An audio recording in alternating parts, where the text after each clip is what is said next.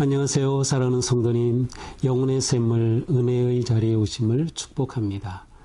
사랑의 주님이 우리와 함께 하십니다. 우리와 함께 하시는 주님을 찬양합니다. 기도합시다. 주님 감사합니다. 오늘도 주님의 은혜로 새날을 맞았습니다. 또한 주님의 말씀 앞에 섭니다. 주님 주시는 말씀이 저희들에게는 영혼의 양식이며 생명의 샘과 같습니다. 주님의 말씀 붙잡기를 게을리하지 말게 하시고 또 말씀대로 살기에 힘쓸 수 있도록 저희들을 오늘도 인도하여 주시옵소서. 매일매일의 삶이 주님의 선하신 은혜와 사랑 안에 거하는 삶, 또 하나님의 기쁨과 영광이 되는 삶을 살아갈 수 있도록 오늘도 우리를 인도하여 주시옵소서. 예수님 이름으로 기도합니다. 아멘. 오늘 말씀은 로마서 15장 1절에서 13절입니다.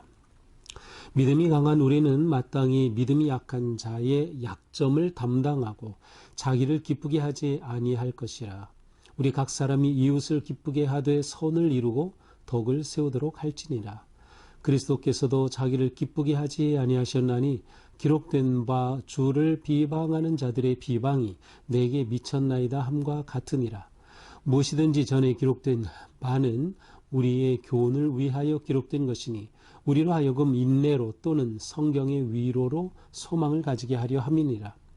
이제 인내와 위로의 하나님이 너희로 그리스도 예수를 본받아 서로 뜻이 같게 하여 주사 한 마음과 한 입으로 하나님 곧 우리 주 예수 그리스도의 아버지께 영광을 돌리게 하려 하노라. 그러므로 그리스도께서 우리를 받아 하나님께 영광을 돌리신과 같이 너희도 서로 받으라. 내가 말하노니 그리스도께서 하나님의 진실하심을 위하여 할례의 추종자가 되셨으니 이는 조상들에게 주신 약속들을 견고하게 하시고 이방인들도 그 긍휼하심으로 말미암아 하나님께 영광을 돌리게 하려 하심이라. 기록된 바 그러므로 내가 열방 중에서 주께 감사하고 주의 이름을 찬송하리로다 함과 같으니라. 또 이르되 열방들아 주의 백성과 함께 즐거워하라 하였으며 또 모든 열방들아 주를 찬양하며 모든 백성들아 그를 찬송하라 하였으며 또 이사야가 이르되 이새의 뿌리 곧 열방을 다스리기 위하여 일어나시는 이가 있으리니 열방이 그에게 소망을 두리라 하였느니라. 소망의 하나님이 모든 기쁨과 평강을 믿음 안에서 너희에게 충만하게 하사 성령의 능력으로 소망이 넘치게 하시기를 원하노라. 아멘. 자, 오늘 말씀은 어제 그저께의 말씀과 계속 이어지는 그러한 그 내용입니다. 어제 그저께 말씀에서는 교회 안에 믿음의 공동체 안에 믿음이 좋은 사람과 또 약한 사람이 함께 있기 마련입니다. 그런데 이 믿음이 연약한 자에 대해서 믿음이 있는 자, 강한 자가 어떻게 해야 하는가를 말씀하고 있는 거예요. 그래서 믿음이 약한 자를 왜 그렇게 하느냐고 비난하고 비판하고 그렇게 하면은 교회 안에 분열과 갈등이 생기게 마련이에요. 특별히 이제 여기서 그 사도 바울은 먹는 음식의 문제를 놓고 이러한 일들이 일어나는 것을 이제 언급하면서 어떻게 교회 안에 신앙의 깊이가 다양한 사람들이 있는데 어떻게 평화로운 공동체 교회가 될 수 있을까라고 하는 그러한 것을 또 이 교회의 존재 목적이 무엇인가라는 것을 이제 말씀하고 있어요. 이제 오늘은 그 말씀의 마지막 부분 혹은 이제 결론 부분이라고 할 수 있습니다. 자, 1절입니다. 믿음이 강한 우리는 교회 안에 믿음이 강한 자와 약한 자가 있어요. 그런데 믿음이 강한 우리는 일단 바울은 믿음이 강한 자와 함께 우리라고 표현하면서 마땅히 믿음이 약한 자의 약점을 담당하고 자기를 기쁘게 하지 아니할 것이라. 믿음이 강한 자가 믿음이 약한 자를 담당하라. 이것은 돌봐주라는 뜻이에요. 믿음이 약한 자를 돌봐줘라.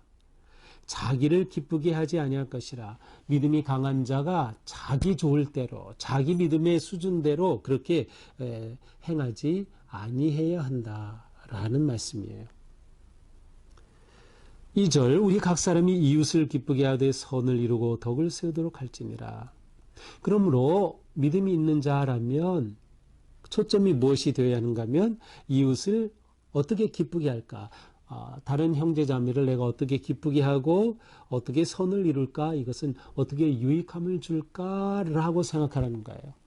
판단하고 비판하지 말고 내가 어떻게 저 약한 믿음이 약한 형제를 내가 어떻게 도와줄 수 있지?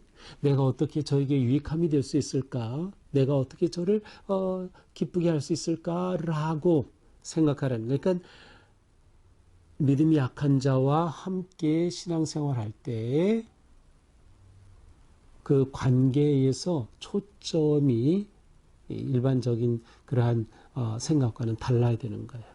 내 관심의 초점이 내가 어떻게 도움을 주고 어떻게 유익함이 되고 어떻게 기쁨을 줄 수 있을까를 생각하라는 거죠. 이게 진짜 믿음이 강한 자의 모습이라는 것입니다.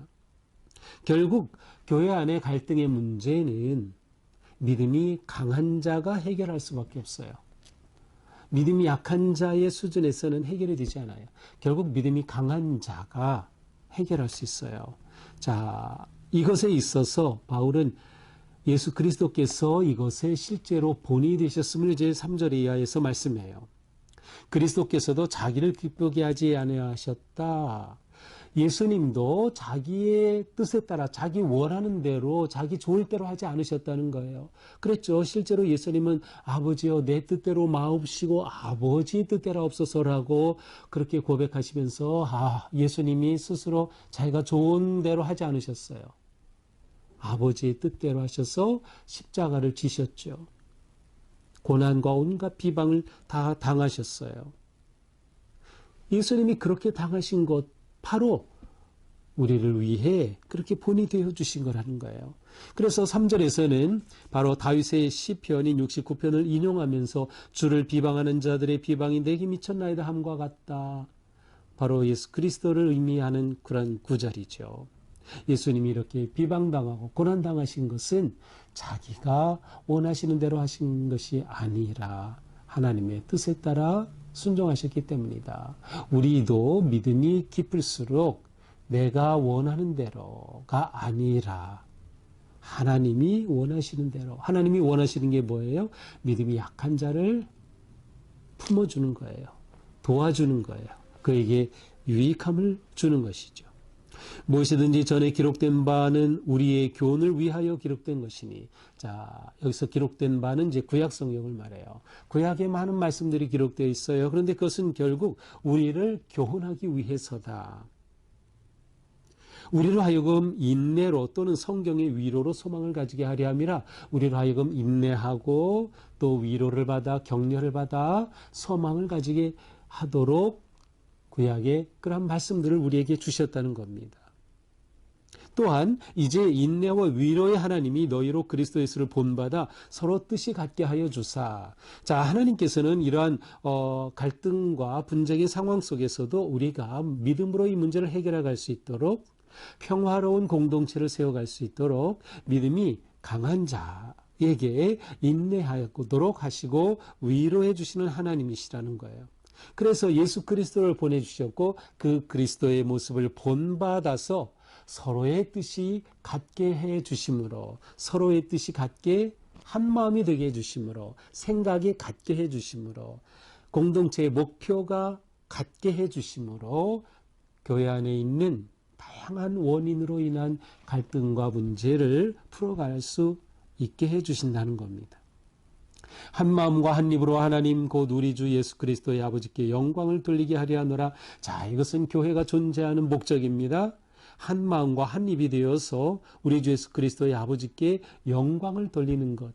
교회가 존재하는 목적이에요. 교회가 존재하는 것은 하나님께 영광을 돌리기 위해서. 그런데 그 공동체 안에서 믿음의 일로 인해요 서로 갈등하고 다투고 또 형제를 비난하고 하는 것은 옳지 않다는 것이죠.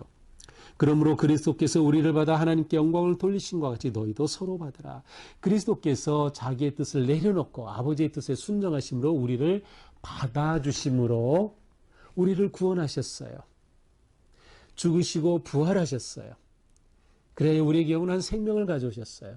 그리하여 하나님께 영광을 돌리신 것처럼 우리도 서로 받아주라는 것이에요. 예수님이 우리를 받아주신 것처럼 우리도 서로 그렇게 될 때 하나님께 영광을 돌리게 된다라는 것이죠.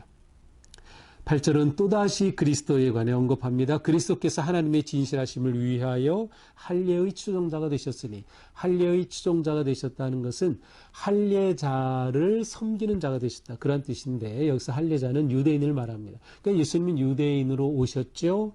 유대인을 섬기는 자로 오셨어요. 그렇게 하심으로 하나님께서 조상들에게 주신 그 구원과 사랑의 약속을 확증해 주신 것처럼, 예수님이 그렇게 자신을 섬기는 자로 그렇게 주신 것처럼 우리도 믿음이 있는 자가 그렇게 함으로 역시 모든 사람이 하나님께 영광을 돌리게 하는 그러한 아름다운 모습을 보게 할 수 있다는 것이죠. 그러므로 9절 이방인들도 그 긍휼하심으로 말미암아 하나님께 영광을 돌리게 하려 하십니다. 예수님의 그 모든 낮아지심은 결국 이방인들도 하나님께 영광을 돌리게 하려 하십니다. 이방인도 다 예수의 이름을 믿고 부를 때 구원함을 얻어 하나님께 영광을 돌리게 하기 위함이다. 교회가 바로 이 목적을 위해서 있기 때문에 교회는 그 안에 어떠한 일들이 일어날 때 갈등으로 치닫지 말고 화해의 길을 찾아 나서야 한다라는 것입니다.